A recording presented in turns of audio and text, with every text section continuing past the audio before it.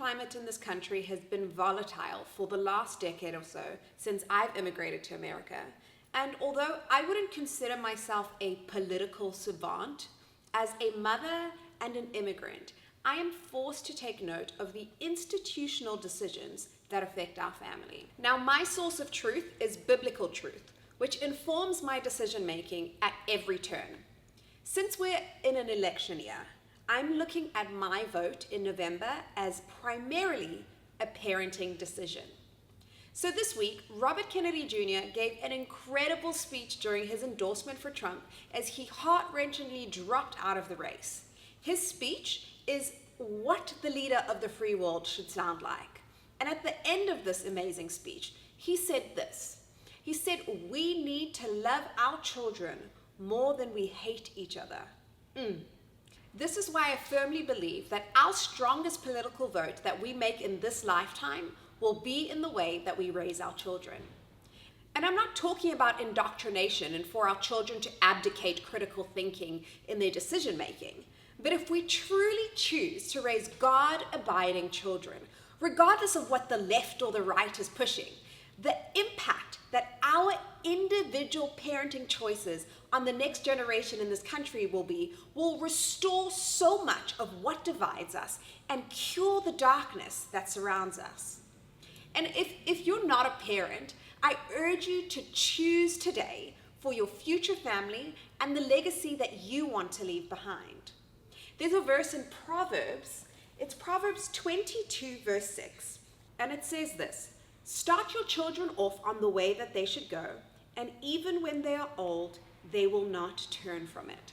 Another translation says they will not depart from it.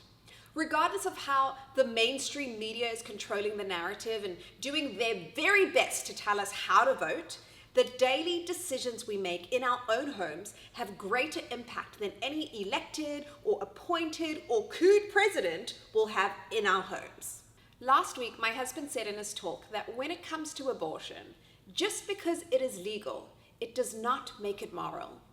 And based on what informs your moral standing, it could be a biblical worldview or a personal moral worldview, you may strongly disagree. Yet I'm not here to argue with those who find their source of truth from what feels good or what serves you. That's what animals do. They follow their instincts. But we are spiritual beings in a human body placed in this world for just a moment in eternity. I'm here to tell you that my Bible says that not all flesh is the same. People have one kind of flesh, animals have another. There are also heavenly bodies, and they are earthly bodies, the one that we're entrusted to. Yet this earthly body was set apart and appointed as a prophet to the nations. Imagine if we all believed that we could be prophets. Do you think that we would have allowed Kamala Harris this week during the DNC to have pop-up abortion tents? Undoubtedly sponsored by Planned Parenthood, who puts a majority of their locations in Black and brown communities around the country as a means of population control.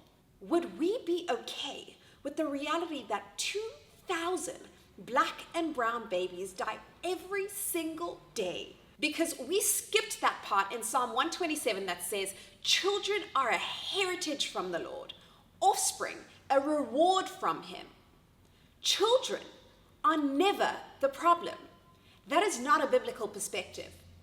When we are looking at parenting from a biblical lens, we will realize that children are a gift. It is the world's imposition that becomes the problem. I understand that people want a choice of what to do with their bodies, but the moment that a child is conceived, it is no longer your body. You are sharing that vessel with a child of God that has a divine right to live. Whether or not that you are a follower of Jesus or you believe in a higher power, the only manual for parenting that we have is the Word of God. We need to lean on him and him alone. James 1:17 says, "Every good and perfect gift is from above, coming down from the Father of the heavenly lights, who does not change like shifting shadows. He chose to give us birth through the word of truth, that we might be a kind of first fruits of all he created. How beautiful is that? God is not going to change his mind about you. God does not question his decisions about whether or not you are meant to be on this earth. He calls all of his creation good. And speaking to the parents who are listening, I want us to remember this. I know it's the hardest thing that you've ever done, and you are figuring it out day by day, and I commend you. But remember that this is our first time being parents, but we've been humans for a long time. So why are we so easily angered with our children when this is their first time being a child? We need to stop imposing on our kids for where we fall short and start to view our kids the way that God sees them. I want to view my son the way that God sees him. There's another verse in James, verse 19 to 20, and it says, "My brothers and sisters, take note of this. Everyone should be quick to listen, slow to speak, and slow to become angry, because human anger does not produce the righteousness that God desires." To be righteous is to be God-abiding. So my son Lion is what the world would describe as a strong-willed child.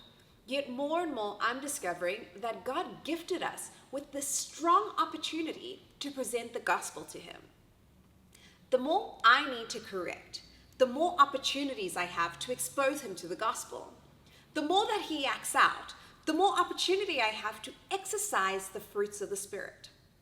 And when I hear people say, "Oh, you've got your hands full, huh?" I'm now going to say, "You think my hands are full? You should see my heart."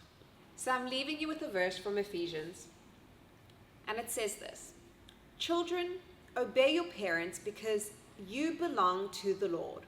For this is the right thing to do. Honor your father and mother. This is the first commandment with a promise.